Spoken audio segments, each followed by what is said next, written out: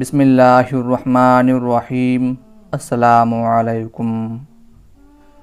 حضرت امیر معاویہ رضی اللہ تعالی عنہ کی وفات کے بعد یزید تخت نشین ہوا تو اس کو سب سے پہلے یہ فکر لاحق ہو گئی کہ جن لوگوں نے اس کی بیعت نہیں کی انہیں اپنی بیعت پر مجبور کرے۔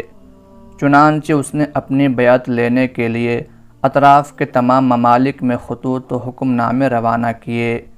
چنانچہ اس نے عامل مدینہ ولید بن عتبہ کو خط لکھا جس میں اپنے والد کی وفات کی اطلاع کی اور لکھا کہ ہر خاص و عام سے میری بیعت لو اور حسین بن علی، عبداللہ بن عمر اور عبداللہ بن زبیر رضی اللہ عنہم سے پہلے بیعت لو، اور جب تک ان سے بیعت نہ لے لو انہیں اپنے پاس سے جانے کی اجازت نہ دو اور تشدد اختیار کرو، مہلت نہ دو۔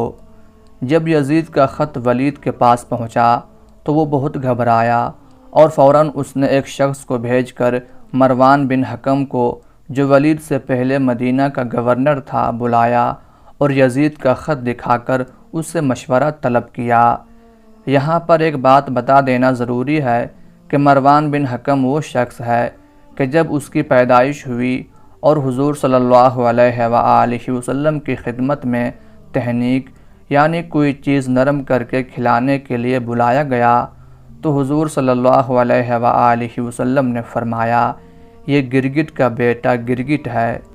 سوائق المحرقہ میں یہ بھی ہے کہ ملعون بن ملعون ہے، اور بخاری، نسائی اور ابن ابی حاتم اپنی تفسیر میں روایت کرتے ہیں کہ حضرت عائشہ صدیقہ رضی اللہ تعالی عنہا نے فرمایا، رسول کریم صلی اللہ علیہ وآلہ وسلم نے مروان بن حکم کے باپ پر لعنت فرمائی، جبکہ مروان صلب پدر میں تھا تو وہ بھی اللہ کی لعنت سے حصہ پانے والا ہوا۔ محترم ناظرین، احادیث کریمہ کی روشنی میں آپ نے مروان بن حکم کی دشمنی ملاحظہ فرمائی کہ یہ شخص اتنا مبغوض ہے کہ حضور صلی اللہ علیہ وآلہ وسلم اسے اور اس کے باپ کو گرگٹ فرما رہے ہیں اور ان پر لعنت بھیج رہے ہیں، تو ایسے شخص سے کیا خیر کی امید کی جا سکتی ہے؟ چنانچہ جب مدینہ منورہ کے گورنر ولید نے مروان سے مشورہ لیا تو اس نے کہا کہ ان تینوں کو فوراً اسی وقت بلاؤ اور ان سے بیعت کے لیے کہو، اگر وہ بیعت کر لیں تو بہتر، ورنہ ان تینوں کو قتل کر دو۔ اس مشورہ کے بعد گورنر مدینہ ولید نے عبداللہ بن عمر بن عثمان نامی ایک نوعمر لڑکے کے ذریعے ان تینوں حضرات کو بلا بھیجا۔ یہ حضرات اس وقت مسجد میں تھے۔ اس غیر معمولی وقت کے بلاوے سے فوراً معاملے کی تہ کو پہنچ گئے اور انہوں نے آپس میں کہا، معلوم ہوتا ہے کہ حضرت امیر معاویہ کا انتقال ہو گیا ہے اور ہمیں بیعت کے لیے بلایا جا رہا ہے۔ حضرت امام حسین رضی اللہ تعالی عنہ اپنے ساتھ چند جوانوں کو لے کر پہنچے۔ انہیں ہدایت کی کہ تم دروازے پر بیٹھے رہو، اگر میں تمہیں بلاؤں یا تم سنو کہ میری آواز بلند ہو گئی ہے تو سب کے سب مکان کے اندر چلے آنا، لیکن اگر ایسا نہ ہو تو دروازے سے نہ ہٹنا یہاں تک کہ میں باہر آ جاؤں۔ پھر آپ اندر تشریف لے گئے۔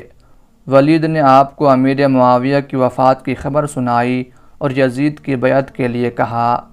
حضرت امام حسین رضی اللہ تعالی عنہ نے انا للہ و انا الیہ راجعون پڑھا اور فرمایا، میرے جیسا آدمی چھپ کر بیعت نہیں کر سکتا اور نہ میرے لیے اس طرح بیعت کرنا مناسب ہے۔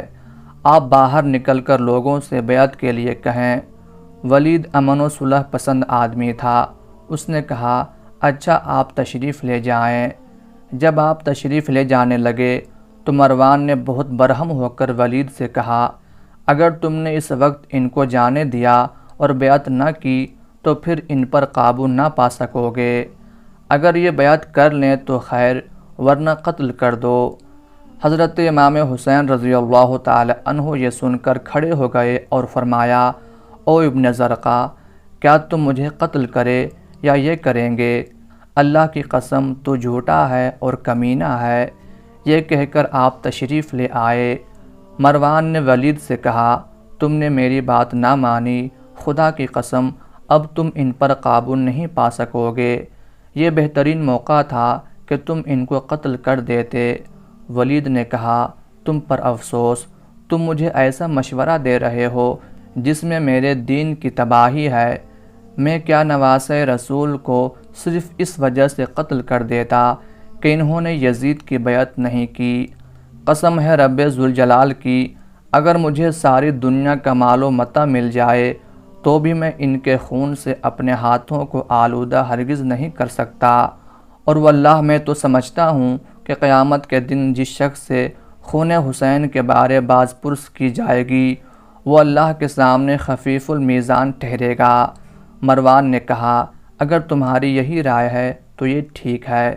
یہ اس نے صرف ظاہر میں کہا، ورنہ دل سے وہ ولید کا دشمن بن گیا۔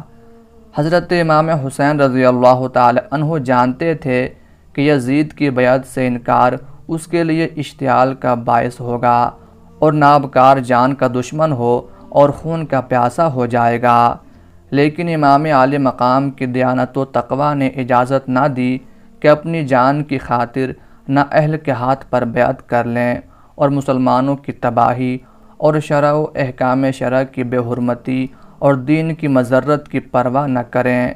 یہ امام حسین جیسے جلیل القدر فرزند رسول صلی اللہ علیہ وآلہ وسلم سے کسی طرح ممکن نہ تھا۔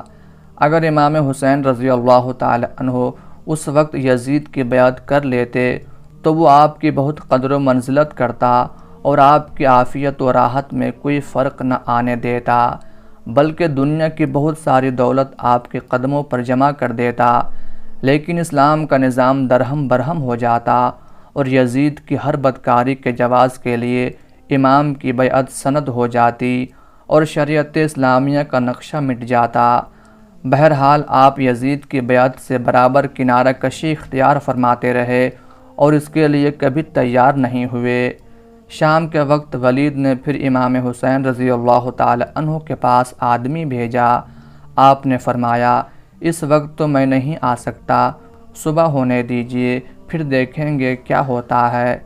ولید نے امام حسین کی یہ بات مان لی اور آپ اسی رات یعنی 28 رجب 60 ہجری بمطابق 4 مئی 681 عیسوی کو اپنے اہل و عیال، بہنوں، بھانجوں اور عزیز و اقارب کے ساتھ مدینہ منورہ سے مکہ معظمہ روانہ ہو گئے۔ عبداللہ ابن زبیر رضی اللہ تعالی عنہ ایک رات پہلے مدینہ منورہ سے مکہ مکرمہ روانہ ہو چکے تھے۔ اللہ پاک ہمیں آل رسول کے ساتھ سچی عقیدت و محبت عطا فرمائے اور ان کی طرح دین اسلام کی خاطر اپنا سب کچھ قربان کرنے کا جذبہ عطا فرمائے۔ آمین یا رب العالمین۔